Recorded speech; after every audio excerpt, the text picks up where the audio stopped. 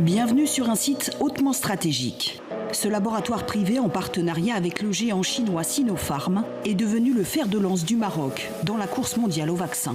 On se trouve actuellement au niveau de l'usine où on fabrique les formes injectables et stériles, et notamment la seringue pré-remplie. La seringue pré-remplie pour un vaccin prêt à l'emploi, adapté aux conditions sanitaires du continent africain. Nous sommes les seuls à avoir introduit cette forme il y a à peu près une dizaine d'années. Et les seuls encore aujourd'hui à la fabriquer en Afrique.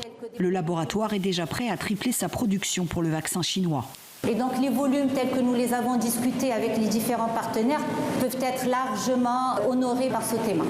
Le Maroc comme tête de pont de la stratégie chinoise en Afrique. Impossible pour Pékin de fabriquer des centaines de millions de doses pour le continent.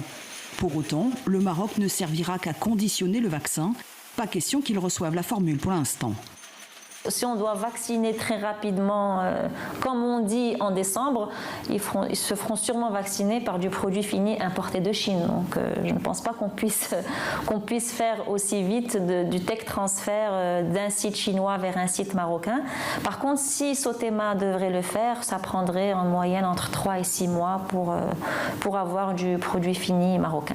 Donc pour le printemps 2021 ? Inch'Allah.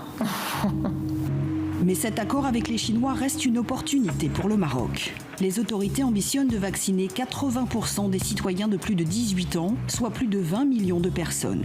Voilà pourquoi le pays s'est porté candidat cet été pour les essais cliniques chinois. C'était inscrit dans le contrat, les pays participants seraient les premiers servis. Le Maroc a également signé avec les 5 laboratoires étrangers les plus avancés, comme l'américain Pfizer.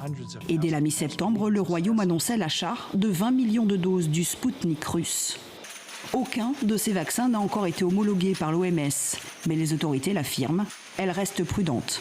Il faut que les résultats soient validés et qu'il n'y ait pas de risque majeur pour la population. Le Maroc doit être exemplaire car ses ambitions dépassent déjà la Covid-19.